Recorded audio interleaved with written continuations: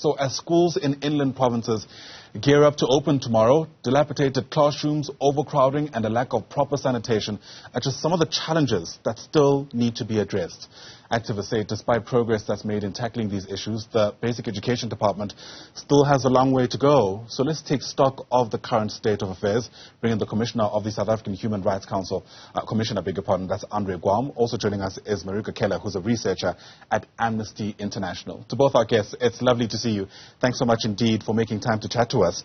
Marike, perhaps I can begin with you. Amnesty International has actually released a report looking into the issues that are faced by several schools, generally speaking. I wonder, as a start, whether we can explore to what extent infrastructure issues in particular exacerbate inequalities in South Africa's schooling system. Yes, and morning, Ayanda. Thank you for having me today. Absolutely. So what we're seeing is very, very slow progress in improving infrastructure. And the right to quality education specifically is inherent in the right to education. And as part of realizing this right, we do need to see adequate and quality infrastructure that's needed to provide environments that are conducive to learning and to provide for a healthy, hygienic and safe learning environment. And we're still seeing thousands of schools that do not meet the necessary minimum requirements to provide these adequate and safe learning environments. We have thousands of schools across the country that don't have this adequate infrastructure to realize this basic human right.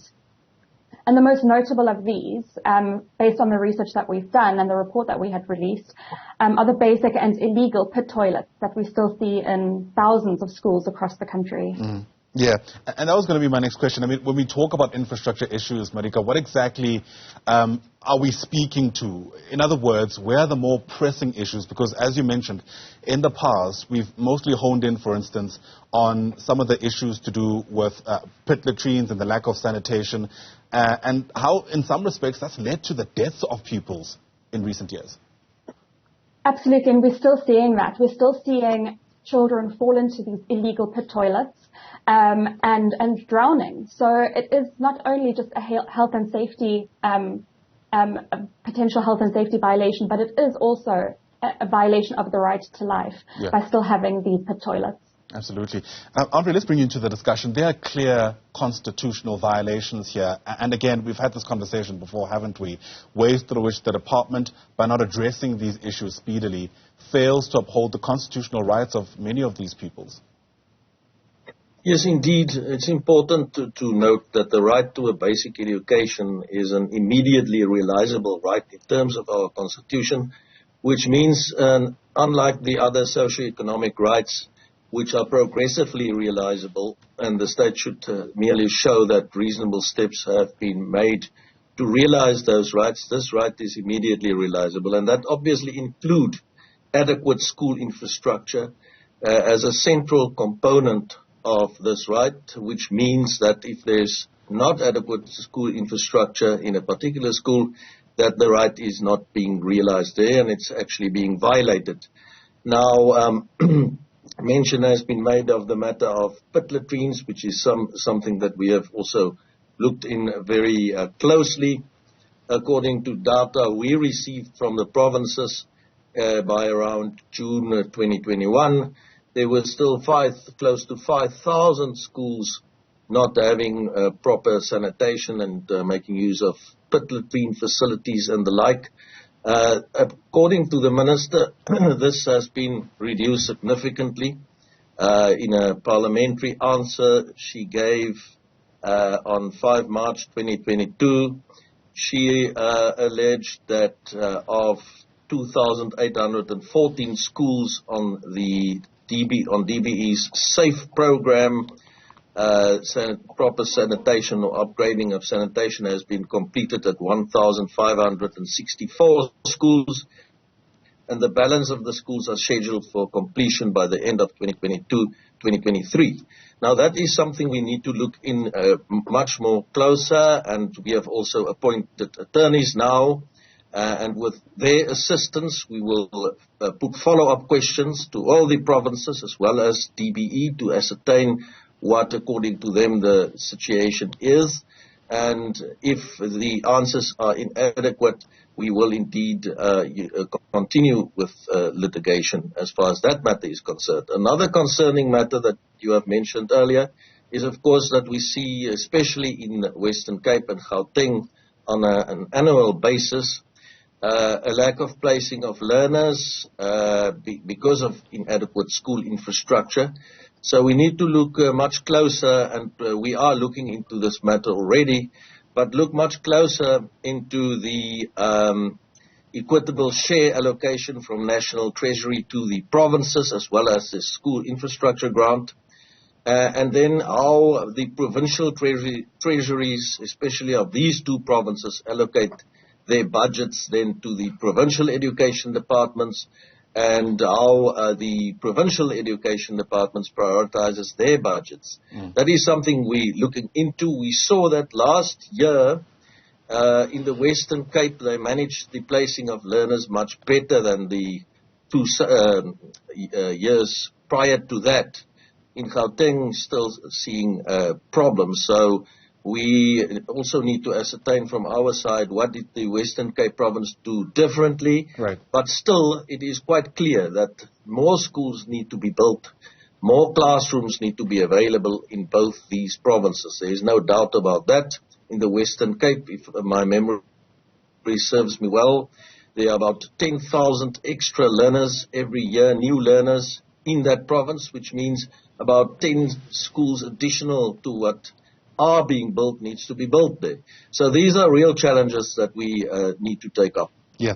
From those figures that you've cited there when reading the Minister's parliamentary response around the schools that need refurbishment, essentially, my maths is that there are just over 1,200 schools that need to be fixed, as you mentioned, by the end of the 2022-23 financial year.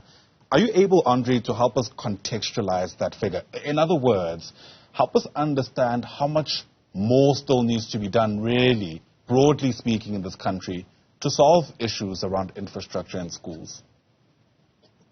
Well, I think it is quite an immense challenge, not only in respect of pit latrines, but as I indicated just now, clearly too few schools are being built in the Western Cape and Gauteng, and then you have many schools in the country with inadequate school infrastructure. So it would be important now for us in terms of the progress with the pit latrine matter that we're specifically looking into, to follow up with all the provinces and DBE nationally to establish exactly what the position is. And we, when we make these inquiries, we make inquiries per school. So we want provinces to indicate to us, to list to us all their all the names of the schools in their province, and then next to that to indicate the status of the sanitation facilities, whether it's pit latrines, whether it's flushing toilets, whatever the case may be. So that is the only way also that we can adequately monitor from our side by visiting some of these schools ourselves, whether what is being reported is indeed correct. Sure. You know, Marike, when we speak about infrastructure issues, we can do so in two ways, really. On the one hand, we can speak about facilities that simply haven't been built. On the other, we can talk about facilities that have been built, but then were damaged. How much of an issue is the latter? It absolutely is an issue, and that we have legislation that provides for that as well. So we have the regulations relating to minimum uniform norms and standards for public school infrastructure, and they provide very clear timeframes where certain infrastructure needs to be met for certain schools. So if it's schools that don't have any infrastructure yet, for example, like with sanitation or laboratories or libraries, that these need to be realized sooner than schools that have other infrastructure that just needs to be upgraded or bettered. And these have very, very clear timelines, and the concern is that these timelines have passed. So depending on which schools needed to be prioritized, the deadlines were either 2016 or 2020. We're now in 2023, and we're still facing these problems. And one of our concerns was that mid last year, the department released proposed amended regulations to these minimum uniform norms and standards, where they were essentially wanting to remove all timeframes, all deadlines for any of the infrastructure to be upgraded or to be built for schools. And what's concerning about this is that those timeframes are necessary to ensure adequate budgeting and planning to meet targets, to maintain a sense of urgency, because this is very, very urgent, and also for accountable governance. So by effectively removing timeframes, this heavily points towards an evasion of accountability by the department, and we strongly opposed this when these were released last year.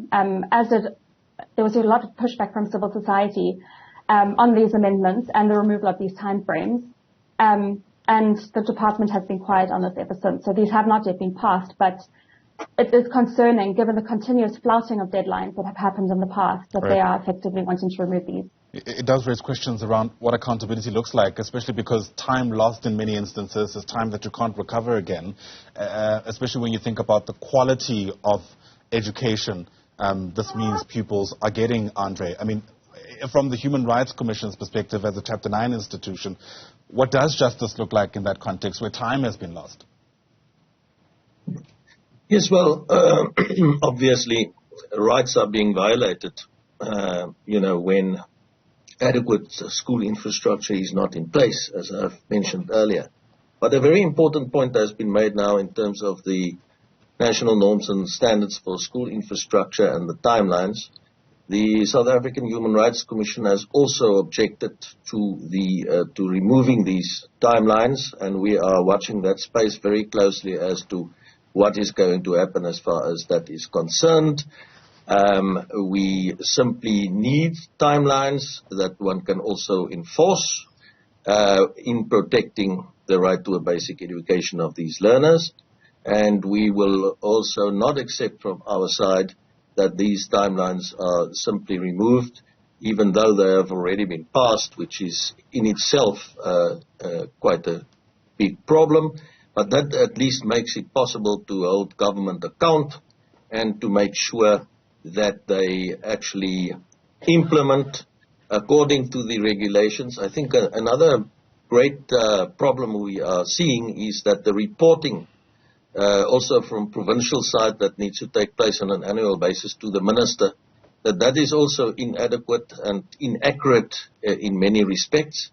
That process of reporting on what is being done in terms of infrastructure delivery, in terms of the regulations on national norms and standards on school infrastructure, needs to be beefed up.